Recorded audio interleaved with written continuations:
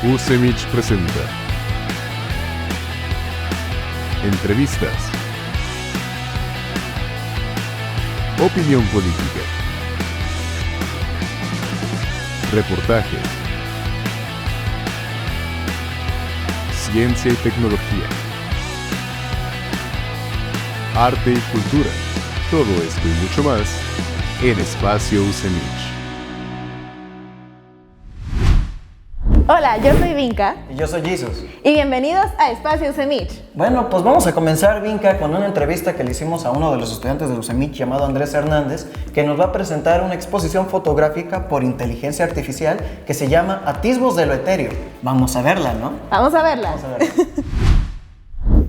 Hola, soy Andrés Hernández, soy fotógrafo y artista digital. Actualmente estoy trabajando en un proyecto de arte con inteligencia artificial para la colección Post-Photographic Perspectives de Fellowship.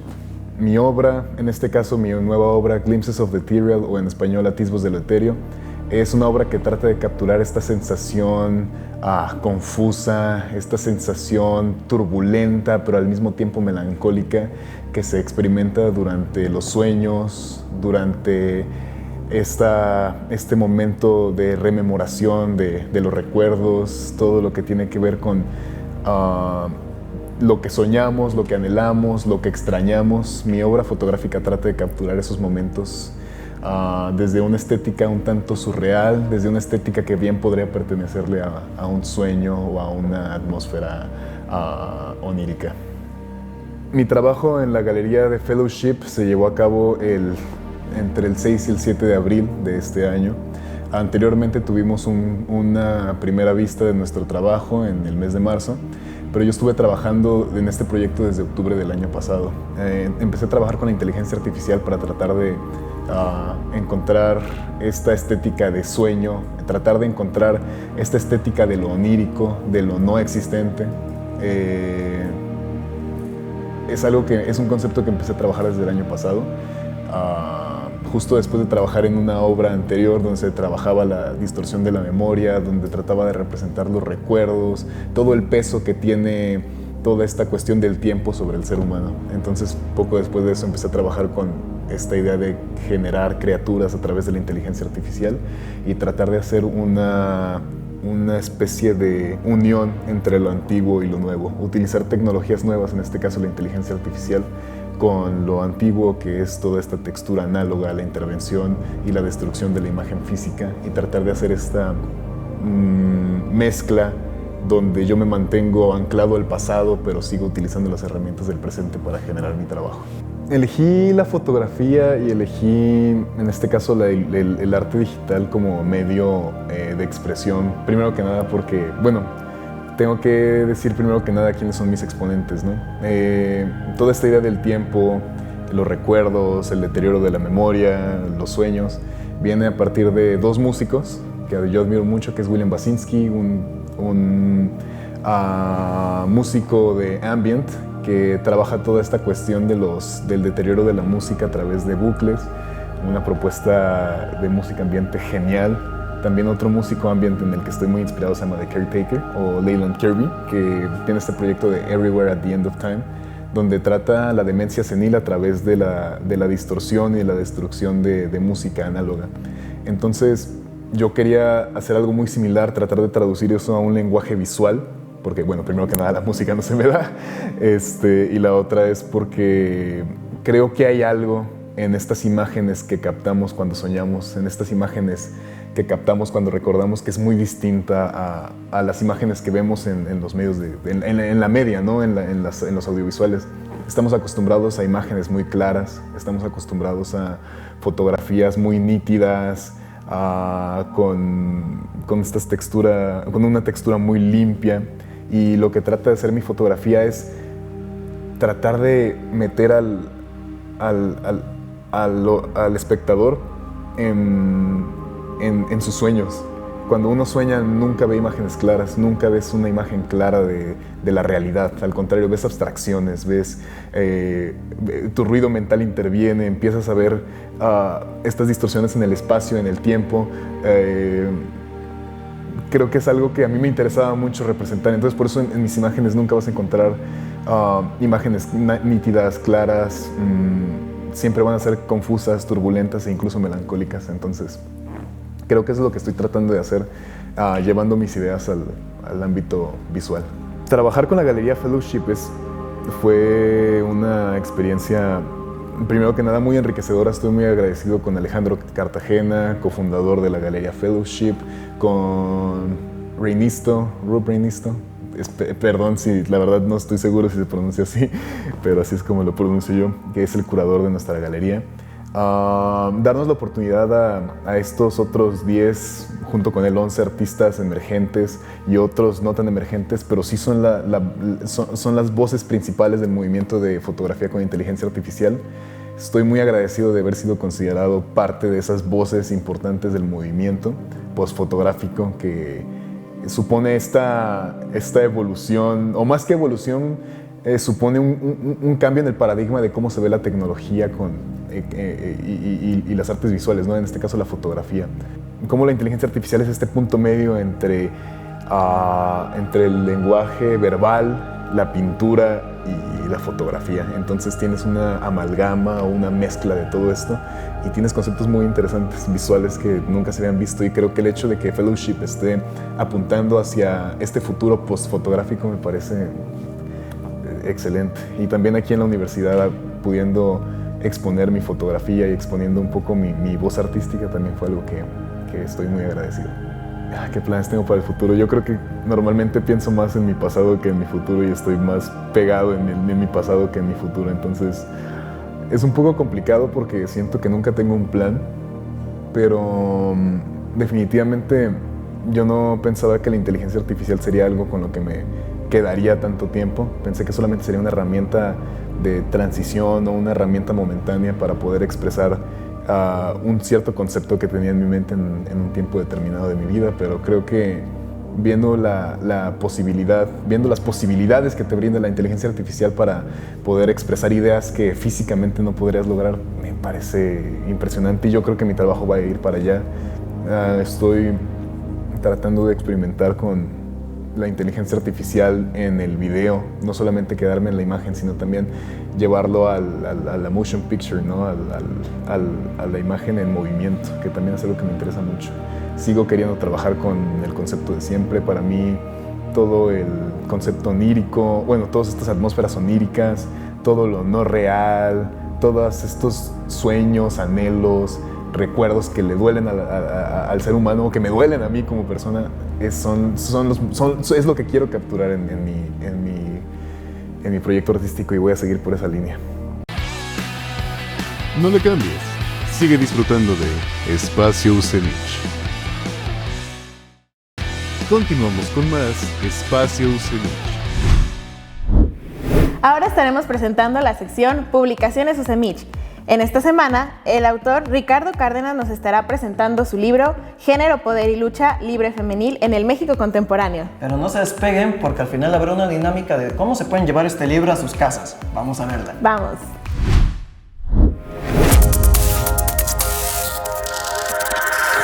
Publicaciones UCEMICH.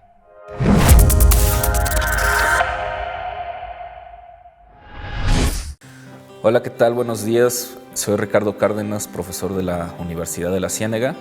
Colaboro en la licenciatura en Estudios Multiculturales, y la obra que les presento el día de hoy es Género, Poder y Lucha Libre Femenil en el México Contemporáneo, libro de mi autoría, que es resultado en una primera parte de mi gusto por la lucha libre y por mis estudios de posgrado en maestría en la Universidad de Guadalajara. Pero además, es proceso de un trabajo posterior de reflexión, de depuración y de un trabajo de edición para que tuviera el formato de libro. Como les comentaba, mi gusto por la lucha libre nace desde la infancia, y aproximadamente en 2005, cuando me encontraba realizando mi tesis de maestría, me topé con una nota periodística que señalaba la prohibición a la lucha libre femenil en la Ciudad de México. Eso despertó mi curiosidad y desde ahí comencé el proceso de investigación que, bueno, a la postre será este libro. El libro se compone de 3 capítulos. El primer capítulo es una introducción, bueno, ahí tiene una introducción.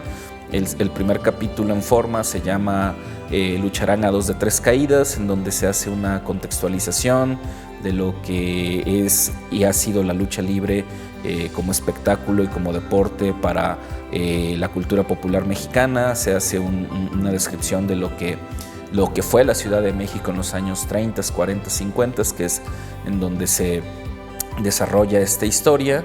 Y bueno, también se hace una contextualización de cómo en esos años la Ciudad de México estaba avanzando hacia una latente modernidad y el país avanzaba hacia una ansiada modernidad, y durante la cual, bueno, se emite el derecho o se permite el derecho al voto femenino por parte del gobierno en turno. Y en ese contexto es en el que la lucha libre femenil y la lucha libre mexicana alcanza un grado de popularidad importante. El segundo capítulo, que se llama Y empatan las rudas, explica cómo se da un veto por parte del que en ese momento era el regente de la Ciudad de México, Ernesto Peralta Ruchurtu, y cómo las mujeres luchadoras tuvieron que reorganizarse para poder continuar con su actividad deportiva. El tercer capítulo, que se llama La identidad mediatizada, se concentra en explicar la importancia que tuvieron los medios de comunicación, en especial el periodismo deportivo, la televisión y el cine, para reconfigurar la identidad o las identidades femeninas de estas mujeres luchadoras, que al final, bueno, su lucha dará como resultado que el veto a la lucha libre femenil ceda, ya entrado los años 80, y que, bueno, a partir de esta importancia de los medios de comunicación, la lucha libre femenil adquiera otros matices y camine por otros derroteros. Bien, aunque esta obra es un trabajo académico, el público no solamente es el académico, sino también el interesado en la historia de las mujeres mexicanas, en los estudios de género, en los estudios de cultura audiovisual mexicana, y también evidentemente a quienes nos interesa y nos gusta la lucha libre femenil. Así que, aunque no es para todo público, o uno quisiera que siempre fuera para todo público, el público afín a este tipo de temas podrá disfrutar de esta lectura.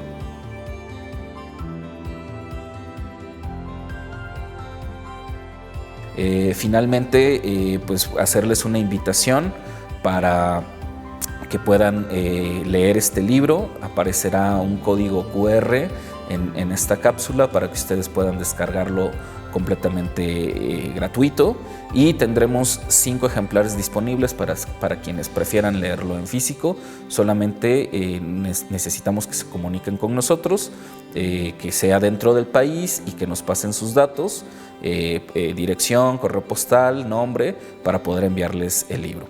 Espero que lo disfruten como yo disfruté la realización de este libro, y pues nada, esperemos que la universidad siga haciendo estos esfuerzos para que la comunidad, no solamente universitaria, sino la comunidad interesada en este tipo de obras, de trabajos, pues pueda tener acceso a ellos. Muchas gracias.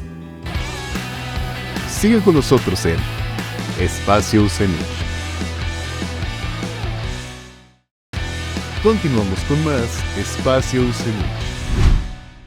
Bueno, pero estamos por terminar el programa. ¿Qué más tenemos, Jesús? Pues ahora tendremos contrapunteo con Paola Canela y Javier Rosiles. Vamos a verla.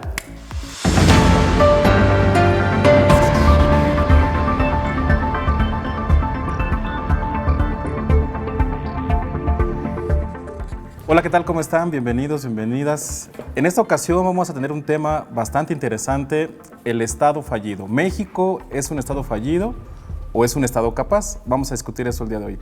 Pero antes de empezar a discutir, permítame presentarles como siempre a Paola Canela. Hola, hola. Gracias a todos por vernos. Y en esta ocasión tenemos a un invitado realmente muy especial. José Luis Méndez, muchas gracias primero por estar en las instalaciones de la UCEMIC y en segundo lugar pues por aceptar la invitación de Contrapunteo. No, al contrario, muchas gracias a ustedes. Bueno, y pues Paola, pues vamos a empezar con este tema, ¿no? Por favor. José Luis dio una conferencia muy interesante y nos hablaba sobre el Estado fallido. José Luis, Te preguntamos de una vez, bueno, a ver, ayúdanos a entender primero, pues, ¿qué es un Estado fallido, no? Bueno, un Estado fallido se define por varias características, Sí. ¿no? Como fuertes migraciones, la gente escapando del país, ¿no? Literalmente, mucha violencia, una incapacidad del Estado para garantizar la seguridad de los ciudadanos, para garantizar el servicio de salud, el servicio de educación. Eso sería un Estado fallido, el que falla en proporcionarle a los ciudadanos lo que requieren. Es decir, son las funciones principales que debe cubrir un Estado. Exacto. Para eso existe. O sea, ¿tú cómo definirías un Estado? Bueno, un Estado es un conjunto institucional, ¿no? Que tiene el monopolio de la fuerza legítima y de las decisiones legítimas, ¿no? Y subrayo el término legítimo, es decir, que es aceptado por la ciudadanía como válido, ¿no? Un ratero tiene violencia, puede tener violencia, ¿verdad? Puede acercándose con una pistola, puede ejercer violencia, pero no es legítima, ¿verdad? No es aceptada por al que le están robando, por supuesto. Claro. Un policía, cuando va y persigue al ratero, puede ejercer violencia, pero ahí sí es legítima, porque es una persona del Estado que fue originado de manera democrática y por lo tanto tiene legitimidad, ¿no? Esa es la diferencia entre una autoridad legítima y una persona que ejerce la violencia de manera ilegítima. Claro. Es decir, no deberíamos confundir o deberíamos especificar que como tal el gobierno no es, porque alguien podría pensar que el Estado nos estamos refiriendo nada más al gobierno como tal, pero no es solamente, el concepto va mucho más allá de Sí. solamente los gobernantes. Hay una para diferencia Se entre confunde mucho gobierno y Estado y Estado. Sí, el Estado es el conjunto institucional, ¿no? El gobierno es la persona o personas que ocupan los puestos de ese conjunto institucional, ¿no? Entonces se suele decir que el gobierno, ¿no? Son las personas que en un tiempo y lugar determinado se encuentran en el Estado. Correcto. Pero es distinto a el poder legislativo, el poder judicial, el poder ejecutivo, como instituciones conforman el Estado, ¿no? Y esas son apersonales. Y las personas que ocupan los puestos, un presidente municipal, un gobernador, un presidente de la República, ejerce el gobierno dentro de un Estado. José Luis, y déjame preguntarte, tú has hablado de que pues, un Estado debe proveer bienes públicos, ¿no? Esa es un poco la función y haces una distinción entre básicos y amplios. ¿Puedes platicarnos muy rápido de eso? Bueno, el Estado como institución comenzó hace cerca de 5,000 años, ¿no? En Mesopotamia, en Egipto, e inició proporcionando solo un conjunto básico de bienes, empezando por seguridad. Es el rey, que era, digamos, el jefe de la tribu, que se convierte en rey porque maneja un ejército que le permite, que defiende a una población en contra de otros reyes y otros jefes. Y cuando la defiende, le proporciona seguridad, ¿no? Tú puedes estar tranquilo porque yo tengo este ejército que evita que otros reyes quieran venir a tomar tus propiedades, ¿no? Estoy hablando del Estado llamado antiguo. Entonces, en primer lugar, proporciona seguridad, pero también proporciona infraestructura. Por ejemplo, organiza la población para construir el granero, ¿no? Donde se van a guardar los granos que le permitan a las personas alimentarse por un cierto tiempo, ¿no? ¿Qué tal si hay una sequía? Pues entonces tienes un granero que te permite sobrevivir, ¿no?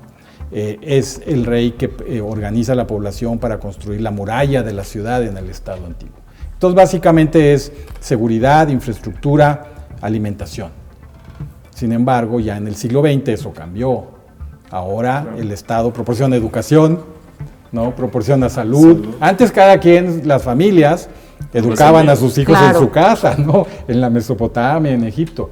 Ahora hay una Secretaría de Educación Pública. Entonces, esos bienes que el Estado ha proporcionado se han ampliado. Y el Estado moderno ya entonces proporciona muchos más bienes, o debe proporcionar muchos más bienes, lo que lo hace más difícil también. Bueno, pues llegamos a la pregunta que tenemos que hacerte, ¿no, José Luis? Lo siento bastante. La que nadie quiere oír. La que nadie quiere contestar, espero que tú sí. ¿Hacia dónde nos dirigimos? Exacto. ¿Estado fallido, estado capaz? ¿Cómo lo visualizas? Bueno, México. ha habido todo un debate, ¿no? Ha habido organizaciones en México y en el extranjero que dicen que México es un estado fallido. Sí. O incluso que hay estados que son estados fallidos dentro de México, ¿no? Ok. Por desgracia, Michoacán, digo, hay que decirlo, ¿no? Pues sí, Michoacán es uno de los que se ha mencionado, pero pues ya Michoacán no está solo, ¿no? Ya hay más. Pero también se ha hablado de México como un estado fallido en el extranjero. Eso varias organizaciones lo han planteado, pues por todo el problema de la violencia, de la inseguridad, del narcotráfico, aunque también por otros problemas, ¿no? La insatisfacción ciudadana con el servicio de salud, por ejemplo. Uno va a una clínica y le dan tiene un ataque cardíaco y le dan cita para dentro de 3 meses, ¿no? Por ejemplo, puede suceder porque no hay personal o porque... Entonces, yo creo que México no es un estado fallido, sin embargo. No es un estado fallido. Yo creo que todavía no es un Ha estado habido fallido. momentos en los que se ha mencionado, ¿no? Como lo estás especificando, bueno, que están habiendo estados, pero no como tal estamos perdidos aún. Todavía no. Pero no es un estado capaz, ¿o sí? Pero no es un estado capaz. Sí, es correcto. Yo lo califico como un estado débil, que está en medio, entre estado fallido y estado capaz. La cuestión, sin embargo, es hacia dónde está caminando ese estado débil. No solo hay que preguntarse de qué tipo es el estado en México, capaz, débil o fallido. Sería un estado débil, en mi opinión, como estado nacional. También hay que preguntarse hacia dónde está caminando, ¿verdad? Ese estado débil. Los estados son una fotografía, en un momento dado podemos tomar una fotografía y decir, ahorita México es un estado débil, pero está en proceso, ¿verdad? También es una institución dinámica. Y esa es la pregunta más difícil de contestar, ¿no? Que dejamos para el siguiente programa. No es cierto, no es cierto. No es cierto. Es una pregunta difícil de contestar. Sin embargo, yo no veo indicadores de que que el Estado mexicano actualmente esté caminando hacia un Estado capaz. No sé si esté caminando hacia un estado fallido, pero no veo realmente indicadores de que estemos caminando hacia un estado capaz. Y pues sí he notado que muchos autores dicen que estamos caminando hacia un estado fallido. Por ejemplo, pues el problema del narcotráfico, la violencia, en algunos lugares se ha agudizado, en otros se ha mantenido. El problema el tema de la profesionalización del Estado mexicano, que es básico para el fortalecimiento de todo Estado, yo no veo, que es un tema que yo he trabajado en concreto, yo no veo que se haya aumentado la profesionalización del Estado en México, ni a nivel federal o ámbito federal, ni en ámbito estatal, ni en ámbito municipal. Seguimos con el amiguismo, el clientelismo, en buena medida. Entonces, pues yo no veo que estemos caminando hacia un estado capaz. Eso sí lo puedo decir con seguridad. Eso sí. Bueno, pues estamos llegando al punto exacto de la discusión. José Luis, pues no nos dejes, digamos, con esta parte como triste, de preocupación. De preocupación. De preocupación sobre todo. A ver, una solución es uno ver... Pues sí, pero tampoco se puede tapar el sol con un dedo. Tampoco... ¿Verdad? Ese es el problema. Pero bueno, adelante. Pero a ver, José Luis, entonces, ¿cuál sería una solución? Te escucho hablar del servicio profesional de carrera, por ejemplo. ¿Tú crees que eso puede ser una medida? Porque ahorita a varios nos preocupa, pues, estas como estructuras paralelas, ¿no? Los servidores de la nación, esta carga de trabajo en el ejército, por ejemplo. ¿Cuál sería una solución? No la solución a todo el problema, pero una solución podría ser este servicio profesional de carrera. Sí.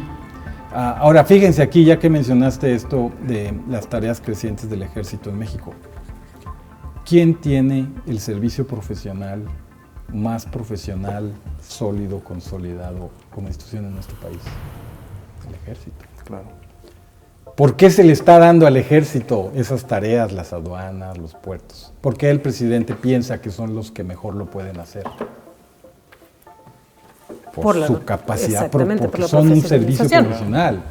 En el ejército, si un coronel, un general o un soldado raso no hace bien su trabajo, pues lo sancionan, ¿verdad? Claro. Es el ejemplo, uno de los primeros ejemplos en la historia de la humanidad y las instituciones donde se estableció un servicio profesional. En mi opinión, lo que hay que hacer, más que darle tareas adicionales cada vez más al ejército, que tiene sus desventajas eso, es generar servicios profesionales parecidos a los del ejército en el área civil, ¿no? Profesionalizar las administraciones públicas en el ámbito municipal, estatal y federal. En el federal, en algunas áreas sí hay servicios profesionales, pero débiles. Muchos de los funcionarios le dan la vuelta, ¿no? Le pasan el examen al amigo, aunque tienen que presentar el examen, ¿no?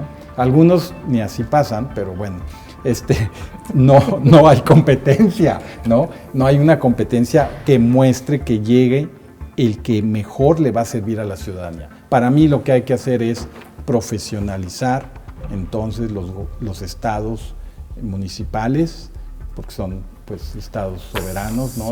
Son entidades gubernamentales estatales soberanas, como todos sabemos, libres y soberanas. Los estados, ¿no? Subnacionales, que le llamamos en ciencia política, y consolidar los servicios profesionales del estado o el ámbito federal. Sí, de lo contrario parecería que estamos dejándole de nuestros 3 hijos a un hijo porque es el que más estudia o porque es el que mejor hace las cosas. Sin ayudarle a los otros a estudiar y capacitarse, ¿verdad? Diciendo, bueno, haz tú todo y entonces ustedes dos, bueno, pobrecitos, quédense como están, ¿no? Exacto. Que ese es un problema. Pues sí, exacto. Bueno, pues tengo una mala noticia, se nos acabó el tiempo, pero ustedes pues díganos qué opinan. ¿México es un estado fallido?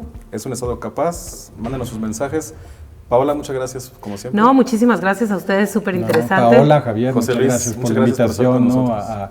A los CEMICH por la invitación. Hasta luego. Gracias. Hasta luego. Bueno, llegamos al final del programa y Vinca, ¿cómo te fue en tu primera aparición en Espacio CEMICH? La verdad es que está increíble, el espacio está súper padre. Bueno, pero no olviden seguirnos en nuestras redes sociales que estarán apareciendo aquí abajo. Y no olviden sintonizarnos a la misma hora y en el mismo canal la siguiente semana. Mi nombre es Vinca Castellón y me encuentran en Instagram como @VincaCastellón. Y a mí como Jesus.Eduardo. Y esto fue Espacio CEMICH.